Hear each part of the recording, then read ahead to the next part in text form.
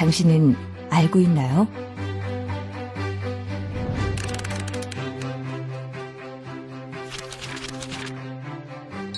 어느 가정에서 폭력이 일어나고 있는지, 누가 가정폭력 피해자인지, 사실 겉으로는 잘 알 수 없습니다. 그런데 한 집 건너 한 집에서 가정폭력이 발생하고 있다는 사실을 알고 계셨나요?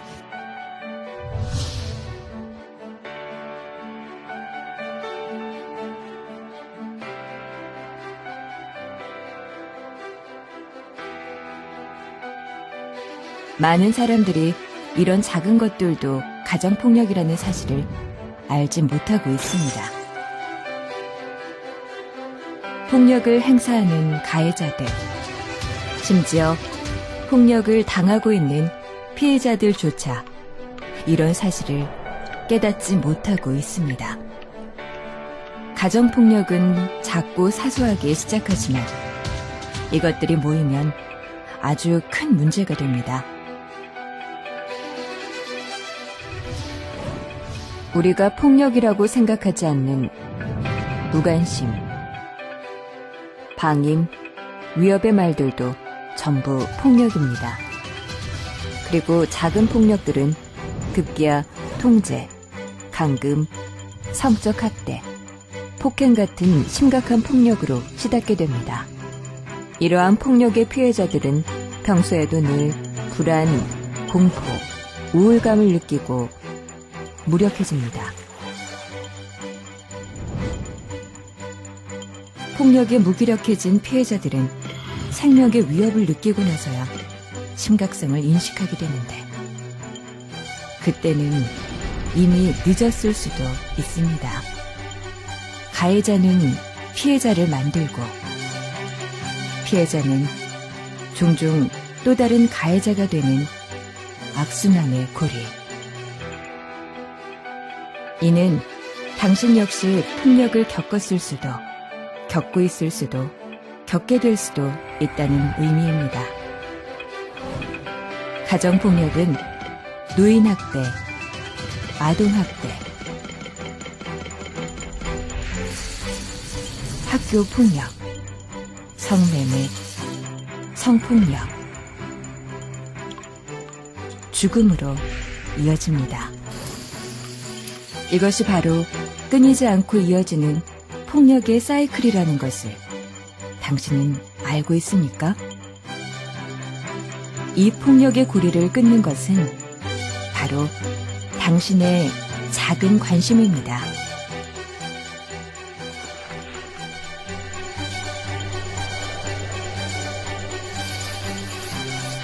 당신은 알고 있나요?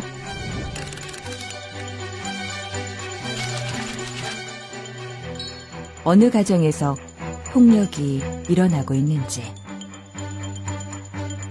누가 가정폭력 피해자인지 알 수 있습니다. 당신이 관심을 갖는다면 이 모든 폭력을 멈출 수 있습니다. 그 열쇠가 바로 당신입니다. 가정폭력 예방은 당신의 작은 관심에서 시작됩니다. 눈 감지 마세요. 볼 수 있습니다. 신고하세요. 모두가 행복해집니다. 안녕하세요. 반갑습니다. 한국양성평등교육진흥원 폭력예방통합교육 전문강사 신연정입니다. 오늘 이 시간 어떤 노력이 안전하고 따뜻한 가정을 만들 수 있을지 고민해 봅시다. 우리나라는 1990년대에 들어서 가정폭력 추방운동이 시작되었는데요. 서울지방경찰청 통계자료에 따르면 1998년 936건이던 가정폭력 발생 건수가 IMF 외환위기가 확산된 이듬해 3,996건으로 4배 가까이 늘었습니다. 실직률이 높아지고 가정에 머무는 시간이 많아지자 가정폭력이 증가한 것입니다. 이런 걸 불황령 가정폭력이라고 부르는데요. 경제적 상황이 나빠지면서 생기는 불안을 가족에게, 특히나 나보다 힘이 약한 가족에게 폭력으로 표출하는 것을 말해요. 가정폭력이란 가족 구성원에 의해 발생하는 폭력을 뜻합니다.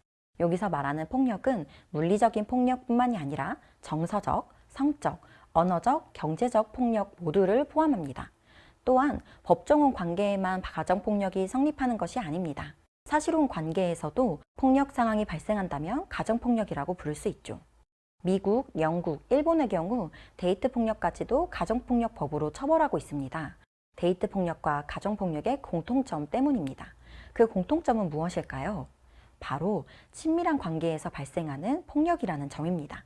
가정폭력을 친밀한 폭력이라고 부르기도 합니다.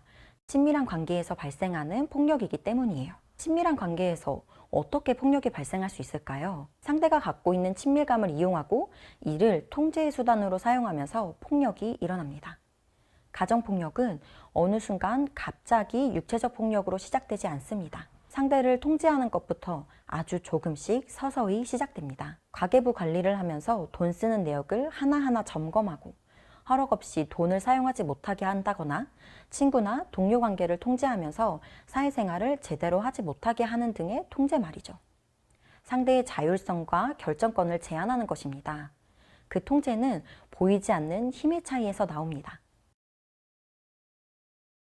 보이지 않는 힘의 차이가 무엇일까요? 여러분과 동갑인 친구들 사이에도 있을 수 있죠. 나보다 인기가 많은 친구, 나보다 게임을 잘하는 친구, 나보다 공부를 잘하는 친구와 나 사이에는 보이지 않는 차이가 있어서 그 친구의 말은 무시하기 어렵고 눈치가 보이기도 합니다. 이런 힘의 차이를 권력관계라고 부릅니다. 이런 힘의 차이, 즉 권력관계는 가족 구성원 사이에도 존재합니다. 나이, 경제적 상황, 장애, 교육 수준 등 다양한 이유로 힘의 차이가 생길 수 있다는 것을 분명하게 인식해야 합니다. 특히 남편과 아내 사이의 힘의 차이가 가정폭력의 주요한 원인이 됩니다. 이 또한 단순히 물리적인 힘의 차이만을 의미하지 않아요. 월급이나 결정권의 차이 등 보이지 않는 차이도 포함합니다. 어떤 사람들은 월급의 차이는 누군가 한 사람이 노력하지 않은 것 아니냐고 묻기도 합니다. 그러나 월급의 차이는 개인의 능력 문제보다는 직군, 그러니까 직업의 종류 때문에 나타나는 차이이기도 합니다. 국제기구 유엔에서도 가정폭력의 유형 중 하나로 경제적 폭력을 제시하면서 돈에 대한 통제를 유지하거나 상대방을 경제적으로 의존하게 만드는 것이라고 설명합니다. 또 성별에 따라 직업이 나뉘는 것을 어려운 말로 성별 직종 분리라고 부르는데요. 이것은 성별 고정관념에서 나온 것입니다. 성별 고정관념이란 각 성별에 어울리는 말투, 행동 양식, 감정, 역할 등이 있다는 믿음을 뜻합니다. 여자가 미술 수업을 더 좋아하고 남자라면 체육을 잘해야 한다는 생각 같은 거 말이에요. 또는 여자가 국어를 잘하지만 수학을 못한다는 편견도 성별 고정관념이죠. 남자는 박력이 있고 무서움을 느끼지 않아야 매력적이라고 생각하는 것이 대표적인 예시예요. 저희 부모님도 요리나 청소를 못하는 저를 보고 그래서 시집은 갈 수 있겠어? 라고 말하셨지만 저희 오빠인 아들에게는 어휴 얼른 장가 보내야지 이렇게 말하시곤 하셨어요. 성별 고정관념 때문에 요리, 청소가 남자의 역할이 아니라고 생각해서 이런 말을 하신 거겠죠. 이러한 성별 고정관념은 남편과 아내 관계에도 그대로 적용됩니다. 여러분 어릴 때 짱구는 못 말려 만화를 보신 적 있죠? 그 만화에서 보면 아내 복미선은 남편 신영식에게 존댓말을 씁니다. 그런데 원작인 일본판에서는 둘이 똑같이 반말을 씁니다. 한국으로 들어오는 과정에서 아내만 존댓말을 쓰는 것으로 바뀐 거예요. 우리나라 육아 예능에서도 유사한 경우가 있습니다. 한 부부가 영어로 대화를 하는 모습이 방송에 나왔습니다. 아시다시피 영어에는 존댓말과 반말의 구분이 뚜렷하지 않잖아요. 그런데 아내의 말은 존댓말로, 남편의 말은 반말로 번역되었습니다. 이 두 예시는 아직도 우리 사회에는 남성을 가장으로 여기는 성별 고정관념이 존재한다는 것을 보여주는데요. 성별 고정관념이 강력할수록 개인의 다양성이 존중받기보다는 성별에 따라 고정된 역할을 수행할 것을 요구받게 되겠죠. 더욱 문제인 것은 바로 이 성별 고정관념이 차별과 폭력을 불러일으키는 원인이 되기도 한다는 것입니다. 먼저 가정폭력의 특징 3가지를 알아볼 거예요. 가정폭력의 특징 첫 번째는 지속적이고 반복적인 폭력이라는 것입니다. 가정폭력은 한 번 발생하고 끝나지 않습니다. 반복해 발생하고 폭력 상황이 아주 장기적으로 지속되기도 합니다. 세 번째는 친밀한 관계에서 발생한다는 점입니다. 피해자는 가해자를 두려워하고 싫어하기도 하지만 동시에 피해자에게 가해자는 소중한 가족이기도 합니다. 또한 가해자가 항상 가해자를 저지르는 것이 아니라 어느 순간엔 정말 잘해주고 사랑으로 대해줍니다. 그러나 이내 폭력을 행사합니다. 그때마다 폭력의 이유를 붙이며 정당화하고요. 그렇기 때문에 피해자가 피해 사실을 알아차리기까지도 시간이 걸리고 피해를 인식했더라도 가해자로부터 벗어나는 것을 어려워합니다. 이제부터 우리는 성별 고정관념에서 벗어나고 가정폭력에 대한 생각을 바꿀 필요가 있습니다. 우리의 생각이 가정폭력을 유지하고 가정폭력 피해자의 대응에 나쁜 영향을 미치니까요. 잘못된 인식을 바꾸는 것이 작은 일 같아 보이지만 세상을 바꾸는 것은 작은 일에서 시작됩니다. 우리의 생각은 관습이 되고 법과 제도가 되고 문화가 될 거예요. 여성과 남성의 역할이 다르지 않고 여자와 남자의 관계 역시 평등하다는 생각은 안전하고 평등한 가족 문화를 만드는데 아주 중요한 자원이 될 거예요. 그렇다면 안전하고 평등한 가족 문화란 무엇일까요? 우선 안전하려면 폭력이 없어야겠죠. 가족 중 누군가가 위험에 처하고 그 상황을 벗어날 수 없는 상태라면 안전한 가족이라고 말할 수 없습니다. 또 평등이란 것, 가족 모두가 같은 의사결정 능력을 갖고 소통할 수 있다는 것을 말합니다. 가족 중 누구 한 사람의 힘이 너무 세서 다른 가족을 억압한다면 불평등하다고 볼 수 있겠습니다. 또 어떤 것이 있을까요? 다음은 제가 생각하고 있는 평등한 가족 점검 리스트입니다. 우리 가족은 어떤지 한번 점검해 봅시다. 1. 외식 메뉴, 가족 여행지 등을 정할 때 가족 중 한 사람의 의견이 더 중요하다. 2. 가족 구성원의 역할이 성별에 따라 정해지고 분리되어 있다. 3. 자녀는 부모님의 말을 따라야 하고 거역하면 안 된다. 4. 중요한 일은 늘 가족 중 한 사람에게 허락을 받는다. 5. 가족의 휴대폰 검사, 일기장 검사 등이 당연하고 거절할 수 없다. 6. 가족의 기분이 안 좋을 때에는 나의 잘못이 아니더라도 괜히 위축되고 눈치를 보게 된다. 7. 가족 중 한 사람이 경제력과 경제적 결정권을 전부 갖고 있다. 8. 사랑하는 마음과 아끼는 마음이 있다면 체벌은 가정폭력이 아니다. 여러분의 가족은 몇 개나 해당되나요? 4개 이상 해당된다면 평등한 가족이라고 말할 수 없을 거예요. 사실 저 항목들은 모두 불평등한 가족의 모습을 보여주는 것이랍니다. 가족 중 한 사람의 결정만 따라야 한다는 건 아마 보이지 않는 힘의 차이가 있다는 거겠죠? 아무리 사랑하는 마음, 잘 되길 바라는 마음이 있더라도 때릴 수는 없습니다. 폭력은 어떤 것으로도 정당화될 수 없거든요. 그리고 사랑하는 마음으로 자녀를 체벌한다고 하지만 사실 그것은 권력관계를 기반으로 합니다. 아무리 자녀가 부모님을 사랑하고 부모님이 잘 되길 바란다고 하더라도 부모를 때리는 게 용납되지는 않잖아요. 사실 때릴 수 있기 때문에 때리는 것뿐이죠. 가족의 휴대폰이나 일기장을 검사하는 것도 필요 이상으로 통제하는 것일 수 있습니다. 보호의 목적으로 휴대폰을 확인해야 할 때는 그 이유를 정확하게 설명하고 일시적인 확인이라는 것을 분명히 해야겠죠. 아무리 가족이어도 상대의 경계를 침범할 수는 없으니까요. 그러면 조금 더 자세히 평등한 가족이 무엇인지 얘기해 볼까요? 여러분은 평등한 가족이 되기 위해서 어떤 것이 필요하다고 생각하나요? 마음속에 한 가지씩 생각해 보세요. 이게 있어야 평등한 가족이야. 평등한 가족이라면 이 점만큼은 지켜야 돼 하고 하나씩 상상해 보는 거예요.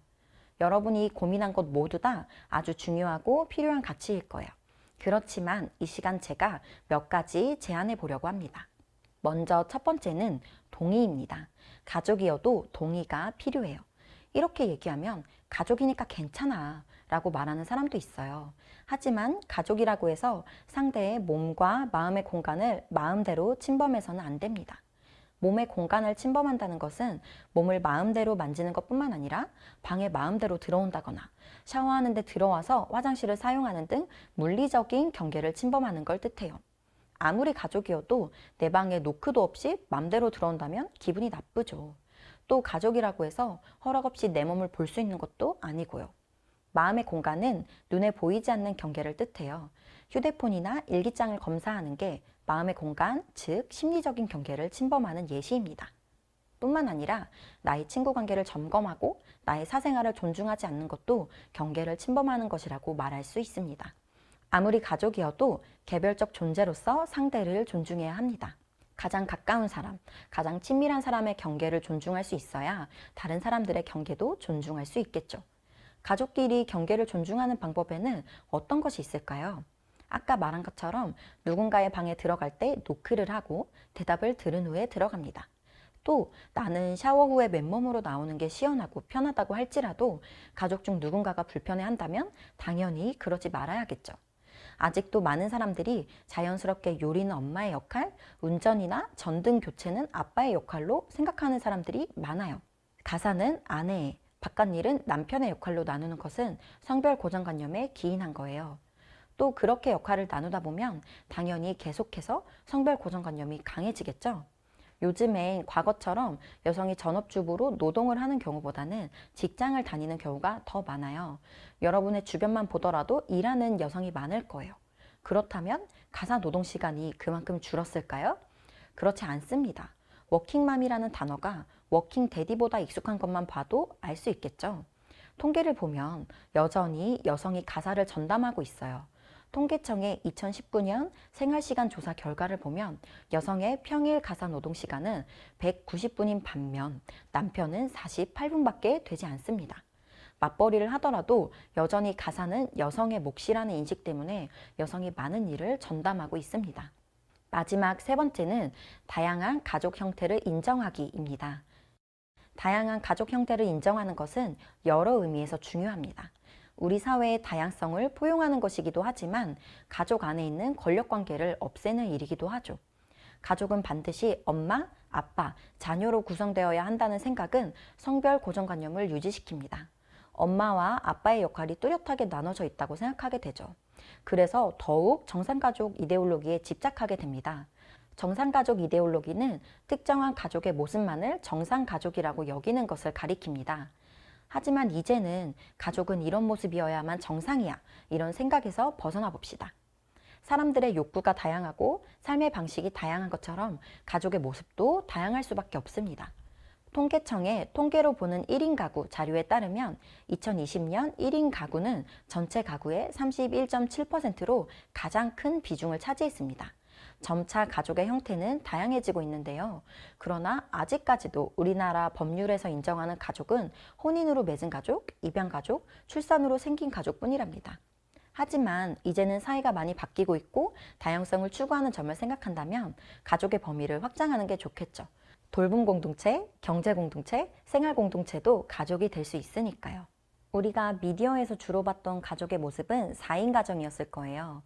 하지만 자녀가 없는 가족, 한부모 가족, 재혼 가족, 육아 공동체, 대가족, 여러 국적과 인종이 함께 있는 가족 등 다양한 형태의 가족이 있습니다. 여러분은 나중에 어떤 형태의 가족을 이루고 싶나요? 어떤 모습으로 살 때 가장 행복할 수 있을까요? 한번 마음껏 상상해 보세요. 가정폭력은 우리 주변에서 벌어지고 있는 일입니다. 가려져 있을 뿐이죠. 2019년 가정폭력 실태조사를 보면 조사 응답자 중 여성은 28.9%, 남성은 26%가 가정폭력의 피해를 입었다고 응답했습니다. 30%에 육박하는 숫자인데요. 10가정 중 3가정에서 가정폭력이 일어나고 있다는 것입니다. 그 중에서도 지난 1년간 배우자로부터 통제적 유형의 폭력 피해를 입었다고 응답한 여성은 25.4%, 남성은 24.5%에 달합니다. 이 실태조사에서 통제적 유형의 폭력을 이야기했는데요. 이것 말고도 또 어떤 유형의 폭력이 있는지 가정폭력의 유형들을 알아봅시다. 가정폭력은 통제적, 언어적, 정서적, 신체적, 경제적, 성적 유형으로 나누어 설명할 수 있습니다. 어떤 사람들은 통제가 무슨 폭력이라고 묻기도 합니다. 여러분은 어떻게 생각하세요? 폭력에는 물리적인 것만 있다고 생각하나요? 물론 형법에 따라 처벌받는 것은 상해, 폭행 등 물리적인 폭력이긴 합니다. 하지만 이 시간에 우리가 가정폭력에 대해 이야기를 나누는 이유는 처벌받지 않기 위해서가 아닙니다. 안전하고 평등한 가정 문화를 만드는 것이 목적이에요. 그렇기 때문에 폭력을 더 넓은 개념으로 사용하고자 합니다. 상대를 존중하고 안전하게 의사소통하는 방식에 초점을 맞춰서 폭력을 이해해보는 게 어떨까요? 가정폭력의 첫 번째 유형은 통제적 유형의 폭력입니다. 통제적 유형은 말 그대로 상대의 행동, 옷차림, 인간관계 등을 통제하고 감시하는 것을 말합니다. 예를 들어 휴대폰 검사, 옷차림 단속, 친구 관계에 필요 이상으로 관여, 가계부 검사를 하면서 마음대로 돈을 쓰지 못하게 하는 것 등이 있습니다. 오늘 또 걔 만났어? 내가 만나지 말라고 했잖아. 걔 만날 때 앞으로 나 데리고 나가. 이런 말을 한다거나 휴대폰 좀 줘봐. 누가 맘대로 비밀번호 설정해두래? 이런 말이 바로 통제와 감시의 말이죠. 통제적 유형의 폭력은 작은 일로 보이기도 합니다. 별로 해가 없다고 생각되기도 하죠. 하지만 통제적 유형이 지속되면 상대가 스스로 결정을 하지 못하고 자신의 감정이나 선택에 대한 확신을 잃게 됩니다. 나중에는 가해자의 눈치를 보게 되고 나 스스로가 나의 행동을 통제하게 되죠. 그러면 가해자는 내 말을 잘 들어야 한다는 무언의 메시지를 주면서 상대를 조종하는 게 더 쉬워집니다. 신체적 폭력을 가할 때도 내 말을 듣지 않아서 그렇다며 폭력의 이유를 만들죠. 그 기반에는 상대를 통제할 수 있다는 생각이 있습니다. 그래서 통제도 분명히 폭력인 것이죠. 두 번째는 언어적 유형입니다. 비난, 욕설, 수치심이나 공포감을 주는 말, 상대가 싫어하는 별명 부르기, 욕하기 등이 있습니다. 말 그대로 언어를 사용한 폭력입니다. 단순히 나쁜 말을 하는 것이 아니라 상대에게 모욕적인 말을 하고 그런 말을 들어도 되는 존재로 만드는 것입니다. 자신의 분노를 참지 않아도 된다고 생각하기 때문에 욕설을 하는 것이겠죠. 보이지 않아도 폭력입니다. 세 번째로 정서적 유형은 정서적 안정을 해치고 자존감을 깎아내리는 언행을 하는 것을 말합니다. 예를 들어 화를 낼 것처럼 행동해서 스킨십을 거절하지 못하게 하는 것, 죄책감을 심어줘서 보상 행동을 하게 하는 것, 상대의 결정을 맹비난하여 자존감을 깎아내리는 것이 있습니다. 소리 지르고 위협하는 것도 포함되죠. 넌 어떻게 내가 할 줄 아는 게 없냐? 나니까 너랑 살아주지. 이런 말을 하는 게 바로 정서적 폭력이라고 할 수 있어요. 네 번째는 신체적 유형입니다. 신체에 폭력을 가하는 행위를 말해요. 때리기, 밀치기, 물건 던지기, 상해 입히기, 결박하기 등이 있습니다. 물리적인 폭력이라고 해서 앞에 다른 유형의 폭력보다 더 크다고 말할 수는 없습니다. 그러나 몸의 안전을 해치는 것은 생명과 직결되기 때문에 그 점에서 더욱 위험한 것이죠. 다섯 번째로 경제적 유형입니다. 자신의 경제력을 이용해서 상대를 통제하는 것부터 경제적인 부담을 주거나 경제적 어려움에 처하게 하는 행위를 말합니다. 돈 빌리고 갚지 않는 것, 비상식적 이자를 요구하는 것, 선물을 강요하는 것, 원치 않는 선물이나 금전을 주는 것 등이 있습니다. 경제적 부담을 주는 것이 폭력일까요? 선물이나 돈을 주고 그것을 빌미로 상대의 행동을 통제하거나 관계를 끝내지 못하게 할 수 있기 때문이죠. 그렇게 하지 않더라도 상대가 원치 않는데 경제적 부담을 계속 주는 것은 당연히 존중의 태도라고 할 수 없습니다. 상대의 의지에 반해서 하는 행동은 폭력적이라고 말할 수 있죠. 마지막으로 성적 유형의 폭력입니다. 성을 매개로 상대의 결정권을 침해하는 행동을 말합니다. 원치 않는 성적 행동을 하는 것, 원치 않는 장소에서의 스킨십, 피임 도구를 사용하지 못하게 하는 것, 임신, 성병에 대해 책임지지 않는 것 등이 있습니다. 부부 사이, 연인 사이라고 하더라도 서로가 원치 않는다면 당연히 성적 행동을 해서는 안 되겠죠. 가정폭력의 유형들, 짧은 설명만으로는 머릿속에 그려지지 않죠. 그럼 이제 우리 주변에서 일어날 수 있는 가정폭력의 모습이 어떤 것인지 함께 살펴봅시다. 안녕하세요. 중학교 1학년 학생입니다. 제 사연은 저희 가족에 대한 이야기입니다. 저희 집은 엄마, 아빠, 저 셋이 살고 있고 오늘은 그 중에서 저희 아빠에 대해 말해볼게요. 저는 어렸을 때 정말 아빠 같은 어른이 되고 싶었어요. 아빠는 우리 집의 든든한 기둥이었고 늘 가족을 위해 일하셨어요. 집안 형편이 넉넉한 편은 아니었지만 그래도 저와 엄마가 있다는 사실만으로 항상 힘이 난다고 하셨어요. 제가 초등학교 4학년쯤 되었을 때 갑작스럽게 아빠가 다니시던 직장이 부도가 났고 아빠는 가리는 것 없이 일하시기 시작했습니다. 그리고 그때부터 저희 가족의 모습도 180도 변하게 됐습니다. 아빠는 그맘때쯤부터 돈에 완전히 예민해지기 시작했어요. 평소에 종종 주시던 용돈은 자연스럽게 없어졌고 학교 생활하는데 필요한 것들을 사는 데에도 하나하나 얼만지를 따지셨습니다. 준비물 하나가 왜 이렇게 비싸냐고 항상 짜증 섞인 말씀을 하시니까 그 외에 용돈을 달라는 말도 못하겠더라고요. 왠지 제가 짐처럼 느껴지기도 했고요. 상황이 이렇다 보니까 점점 친구들이랑 노는 것도 어려워졌어요. 떡볶이 먹으러 가자고 친구들이 그러는데 그것도 다 돈이고 매번 얻어먹을 수도 없어서 그냥 자리를 피해버리게 되더라고요. 이러다 보니 저도 나름대로 비상금이 있어야 될 것 같아서 혹시 준비물 사고 남은 돈 있거나 엄마가 아빠 몰래 조금씩 용돈을 주시면 따로 숨겨뒀어요. 저도 친구들이랑 놀고 싶기도 하고 갖고 싶은 걸 용돈 모아서 친구들처럼 사고 싶었어요. 무엇보다 매번 허락을 받고 돈을 쓰는 게 너무 싫었습니다. 그러던 어느 날 아빠가 화가 난 목소리로 절 불렀고 아빠에게 가보니 제 비상금 봉투가 앞에 놓여져 있었어요. 아빠는 따로 비상금을 만든 제가 집안에 도둑이나 다름없다고 절 몰아세웠어요. 뒤에서 이렇게 돈 빼돌리는 건 도둑이나 하는 행동이라고요. 덩달아 제게 용돈을 주신 엄마까지 그날 아빠의 분노를 받아내야 했습니다. 아빠는 저랑 엄마가 자기가 벌어다 주는 돈으로 살고 있으니까 다 아빠 허락을 받아야 한다고 했어요. 밖에서 돈 버는 게 얼마나 힘든 줄 아냐고, 요샌 일자리도 많이 없어서 굳은 일이라도 할 수밖에 없다고요. 그날 이후로 저는 제가 쓰는 모든 돈을 정확히 어디에 썼는지, 아빠가 주신 돈에서 잔돈은 얼마나 남았는지까지 말씀드려야 했어요. 그 금액이 안 맞으면 용돈은 받을 수 없었고요. 어떻게 돈 관리를 하는지 감시해야겠다고 하면서 엄마한테도 가계부를 쓰라고 했어요. 처음에는 짜증나고 화도 났는데 다 우리 가족 먹여 살리려고 일하시다가 힘들어진 거라고 매번 말씀하시니까 그냥 제가 아빠를 이렇게 만든 것 같아서 이젠 죄책감이 들어요. 우리 가족이 좀 넉넉했으면, 아니 저라도 없었으면 이렇게까지 아빠가 돈 하지는 않을 것 같다는 생각도 들었고요.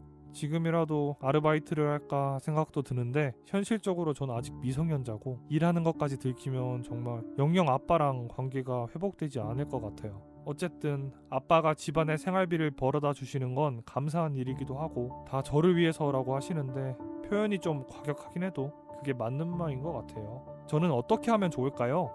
아빠가 돈 얘기를 할 때마다 이제 정말 숨이 막히는 기분이 들고 제가 할 수 있는 게 아무것도 없는 것처럼 느껴져서 화도 나요. 그런데 아빠를 그렇게 만든 게 저 때문인 것 같고 또 현실적으로 아빠를 벗어나면 더 경제적으로 답 없는 상황이 닥칠 게 뻔하고 괴로우면서도 죄송한 마음이 동시에 들면서 너무 답답하고 혼란스럽습니다.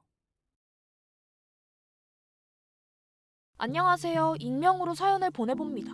저는 제 엄마에 대해서 이야기해보고 싶어요. 엄마 앞에서 저는 항상 부족한 사람이 되는 것 같은 기분이 듭니다. 정말 제가 부족한 사람인 걸까요? 일단 엄마는 제가 중학교에 들어간 이후로 항상 밥 먹을 때 제 몸매에 대해서 이야기하십니다. 그것도 되게 구체적으로 보통에서 통통으로 가고 있는 것 같다. 그러니까 조금 적게 먹어라 하는 식으로요.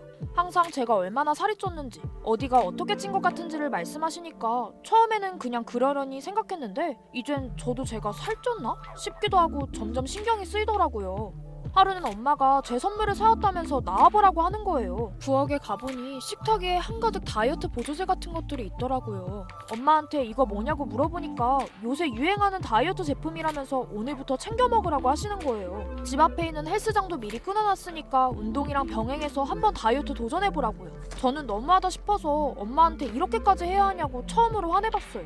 그랬더니 엄마는 오히려 너무 상심한 얼굴로 저를 쳐다보시더라고요. 엄마는 다 너 더 예뻐지고 건강해지라고 신경 쓴 건데 이렇게까지 화낼 건 없지 않냐면서 엄마는 오히려 어릴 때 아무도 자기 건강을 신경 써주는 사람이 없어서 그게 너무 서운했다고. 그래서 저는 제 나이 때 제일 건강하고 예쁠 수 있게 신경 써주는 거라고 하셨어요.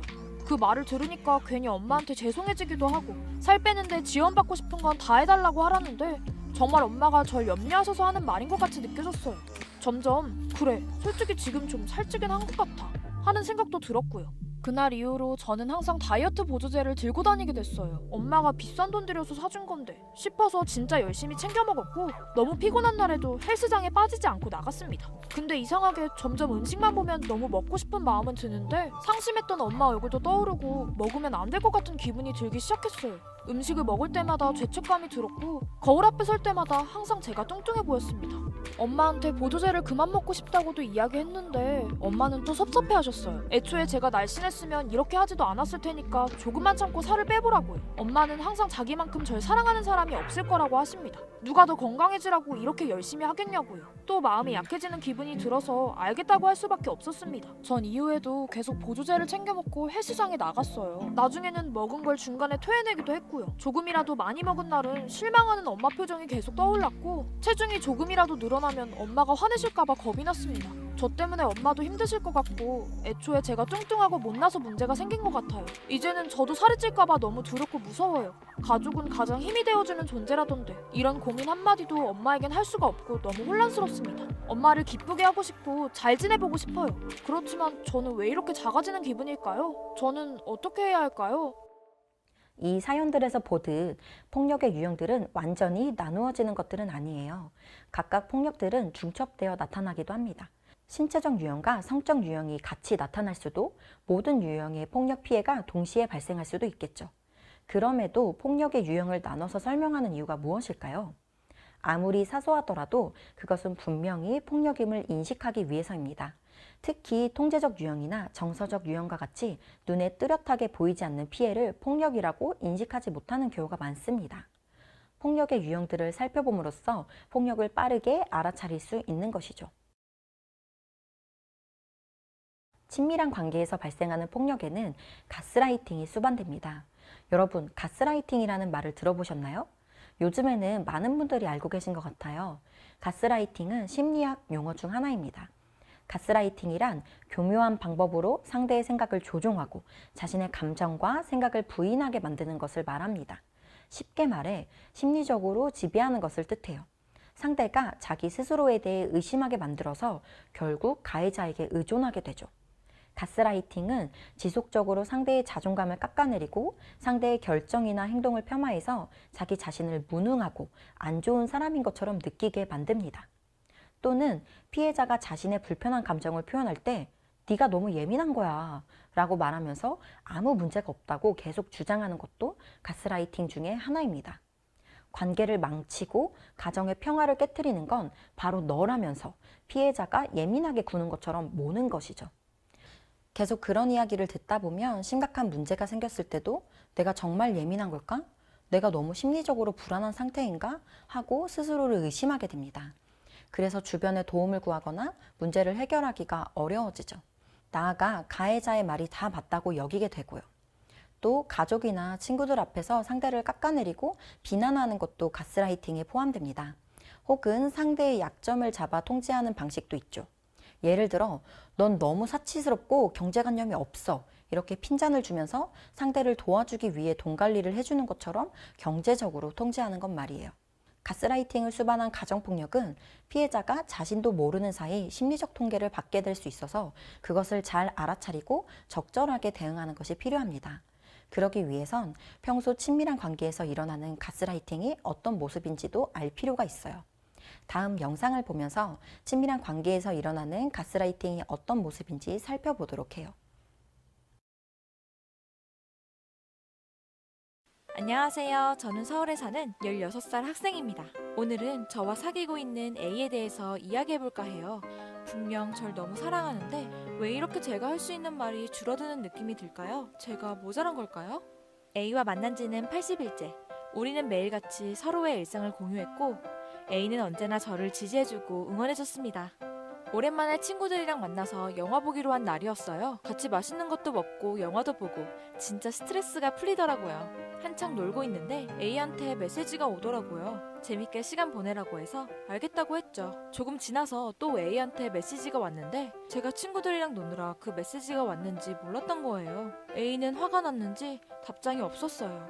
집에 들어와서 다시 미안하다고 메시지를 보냈어요. 시간이 점점 늦어져서 걱정됐다는 A의 말을 들으니까 다 저 걱정돼서 그랬다는 건데 괜한 일로 A를 걱정시킨 것 같은 기분이 들었어요. 주말에는 A랑 꼭 좋은 시간 보내야겠다 싶었죠. 그렇게 A랑 데이트하는 날이 다가왔어요. A에게 잘 보이고 싶어서 옷도 진짜 신경 써서 입었고요. 오늘 꼭 A의 마음을 풀어줘야지 라고 생각했어요. 만나자마자 나 오늘 어때? 하고 물어봤는데 A는 뭔가 떨떠름한 말투로 잘 어울린다 라고 하는 거예요. 표정도 뭔가 안 좋아 보이긴 했는데 아무것도 아니라고 하니까 크게 신경 쓰진 않았죠. 그날 우리는 즐겁게 시간을 보냈어요. 역시 A가 너무 최고다 싶었죠. 그런데 헤어지기 직전에 A가 제 옷차림에 대해서 말하더라고요. 뭐 하나 말해도 되냐고. 솔직히 오늘 옷이 너무 신경 쓰인다고요. A의 옷차림 지적, 솔직히 썩 기분 좋지는 않았어요. 다음날 A를 만나 옷에 대한 지적은 안 했으면 좋겠다고 말했어요. 내 옷에 대해서는 이야기 안 했으면 좋겠다고.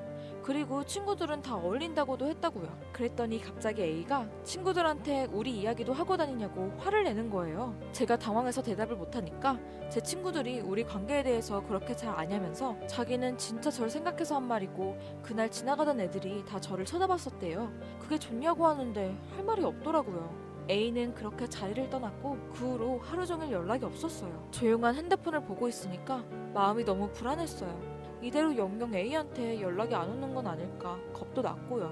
저는 A가 좋아할 만한 옷을 입고 사진을 찍고 전송했어요. 그제서야 A한테 답장이 오더라고요. 진짜 사랑하는 사이니까 그런 말도 하는 거라고. 친구들한테는 앞으로 우리 이야기는 안 했으면 좋겠다고 했어요. 그 뒤로도 저와 A는 자주 만나서 데이트를 하고 좋은 시간을 보냈어요. A와 보내는 시간이 좋았어요. 하지만 친구들이랑 시간 보낼 때는 A의 연락을 못 받을까봐 늘 불안했고 시간이 나면 A랑 보내느라 점점 친구들과 보내는 시간이 줄어갔어요. 점점 입는 옷도 A가 싫어할 만한 건 입지 않았고요.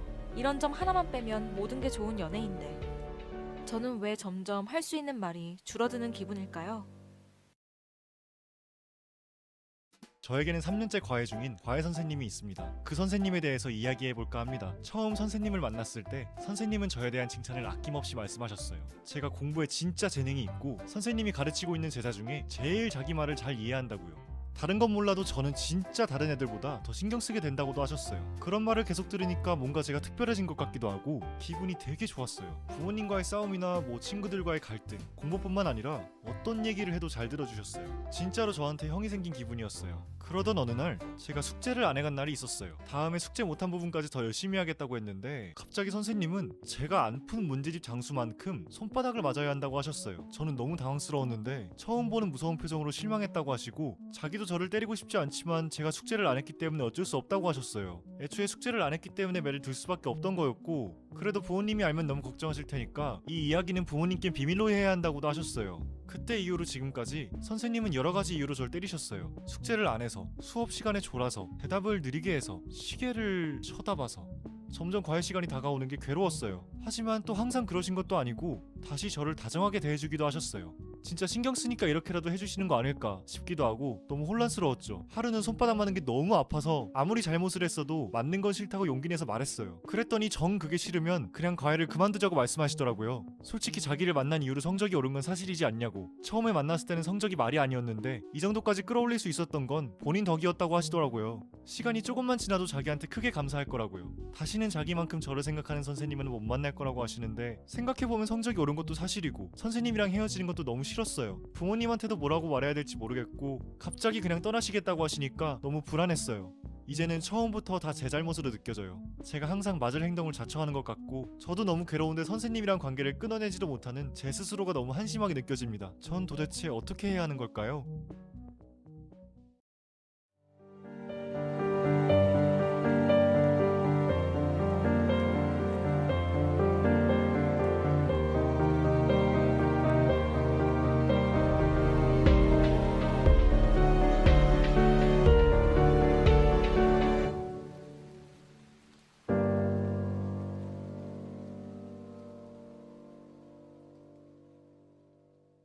가스라이팅의 사례들을 보면 어떤 공통점이 눈에 보이나요?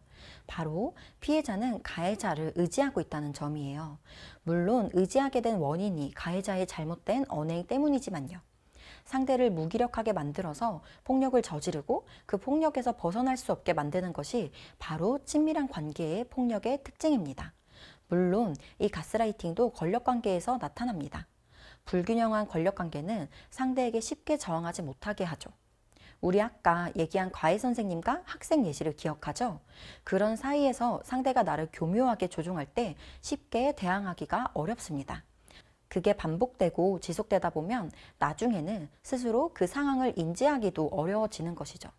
다음은 제가 만든 가스라이팅 체크리스트입니다. 이 체크리스트를 통해서 과연 나는 나도 모르게 상대를 조종하지는 않았는지, 내가 가스라이팅 피해를 입고 있는 것은 아닌지 확인해 볼까요? 1.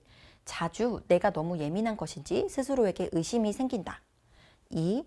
왠지 몰라도 결국엔 상대의 방식대로만 일이 진행된다. 3. 상대의 행동에 대해서 주변 사람들에게 자주 변명을 하게 된다. 4. 무언가 결정을 할 때 상대의 눈치가 보인다. 5. 상대에게 사과를 하거나 변명을 하는 일이 많다. 불균형한 권력관계에 있다고 무조건 가스라이팅을 당하는 걸까요? 당연히 그런 건 아닙니다. 우리 스스로가 가스라이팅에서 벗어날 수도 있습니다. 우리는 무기력하기만 한 존재는 아니니까요. 먼저 스스로의 감정에 확신을 갖는 연습을 해보는 거예요. 무언가 감정이 느껴질 때 내가 너무 예민한가 봐 라고 생각하는 분들이 많은데요. 우리는 얼토당토 없이 이상한 감정을 느끼지 않습니다. 그 감정을 느낄만 했으니까 느끼는 것입니다. 화가 난다면 당연히 화가 날 만한 일인 거고 서운하다면 서운할 만한 일인 거예요. 물론 사람마다 그 기준은 다르겠죠. 그래도 내 감정에는 다 이유가 있는 것입니다. 그 당시에는 잘 생각하지 못했더라도 무언가 이상한 말이었다는 생각이 든다면 그냥 넘어가지 마세요. 일기를 써봐도 좋고 내 감정이나 생각을 키워드로 써봐도 좋습니다. 그렇게 천천히 다시 생각해 보면서 정말 맞는 말인지, 내게 해가 되는 말은 아닐지, 내가 그것을 그대로 인정해도 좋을지 고민해 보는 거예요. 물론 내가 정말 자주 실수를 하거나 잘못을 했을 때도 있죠. 그렇더라도 상대가 나를 존중한다면 타박하는 것이 아니라 그 문제를 함께 해결하려고 하고 같이 걱정해 줘야겠죠. 어떤 이유에서도 나를 깎아내리거나 나에게 유해한 말이나 행동을 하는 것은 정서적 폭력이에요. 그런 말을 들을 때는 여러분이 잘못했다고 생각하지 않아도 괜찮아요. 또 이미 가스라이팅 상황이라면 그걸 알아차리는 것만으로도 정말 대단한 일이랍니다. 그러니까 좀 더 용기를 내서 상대와 조금씩 심리적인 거리를 두는 것도 좋은 방법이 될 거예요.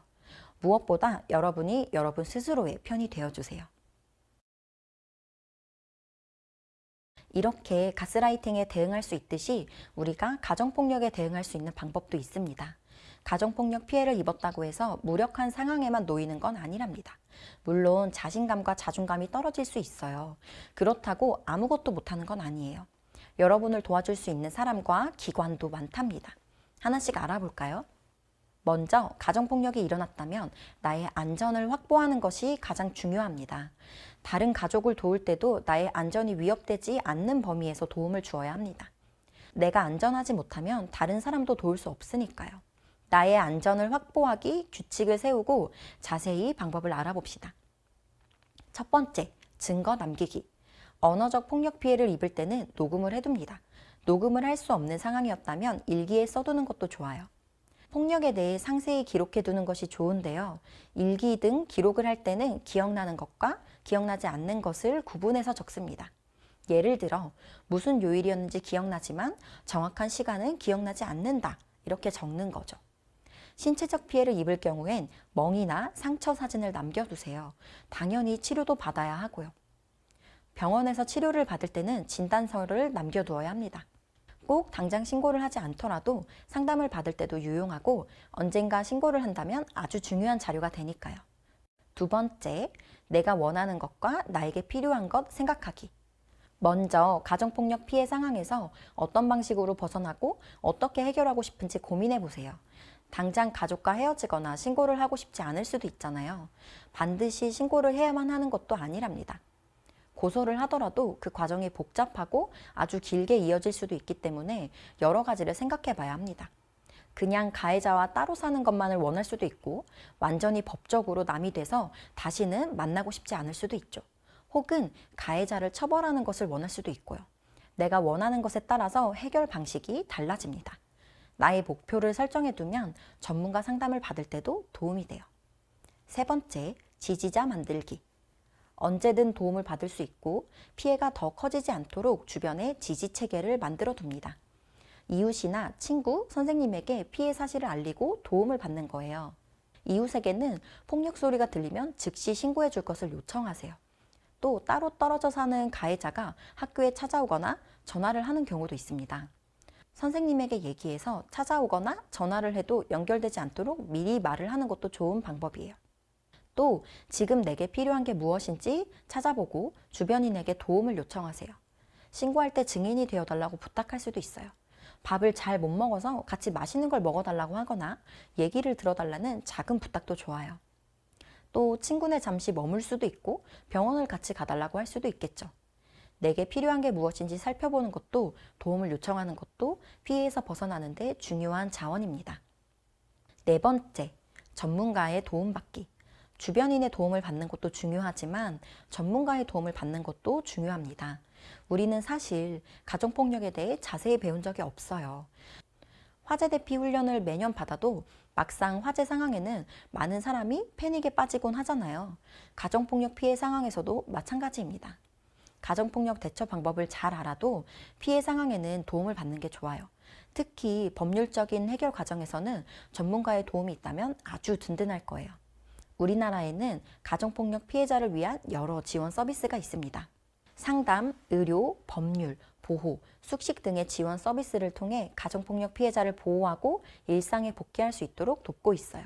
내가 어떤 서비스를 받을 수 있는지 잘 모르겠다면 먼저 상담을 받아보세요. 가정폭력 신고 전화나 피해자 상담 전화는 1366입니다. 365일 24시간 긴급 서비스와 상담을 지원합니다. 가정폭력 피해자를 위한 숙식 제공 서비스도 있습니다. 가정폭력 가해자와 분리하고 심리적, 신체적 안정을 취할 수 있도록 임시 피난처를 제공합니다. 또한 치료 서비스도 있습니다. 가정폭력 피해로 인한 신체적, 정신적 치료를 지원합니다. 의료보건 서비스와 함께 상담도 지원하고요. 고소를 하거나 이혼을 원하는 피해자를 위해 법률 지원도 있어요. 경찰 조사 시에 동행하기도 하고 법률 상담을 지원하기도 합니다. 또 해바라기 센터를 방문해서 도움을 받을 수도 있어요. 해바라기 센터는 가정폭력, 성폭력, 성매매 피해자를 위한 통합서비스 지원센터예요. 상담, 의료, 법률 수사, 심리치료 등 지원 서비스를 한 곳에서 받을 수 있다는 장점이 있습니다. 물론 피해자의 가족도 서비스를 받을 수 있어요. 당연히 피해자 지원 서비스에 연령, 성별 제한은 없답니다. 피해자가 신고를 하고 지원 서비스를 받는 과정에서 보장되어야 할 권리도 있습니다. 경찰 등 수사기관을 거치지 않고 피해자가 직접 가정법원에 보호조치를 신청할 수 있어요. 피해자나 집, 학교로부터 100m 내 접근 금지, 전화, 이메일 금지, 여러분과 같은 청소년 가족에 대한 권리행사 제한, 이런 보호조치를 신청할 수 있습니다. 그리고 가해자 협조 없이 주소지 외에 지역으로 입학하거나 전학을 갈 수 있습니다. 가해자를 지정해서 주민등록 열람을 제한할 수도 있어요.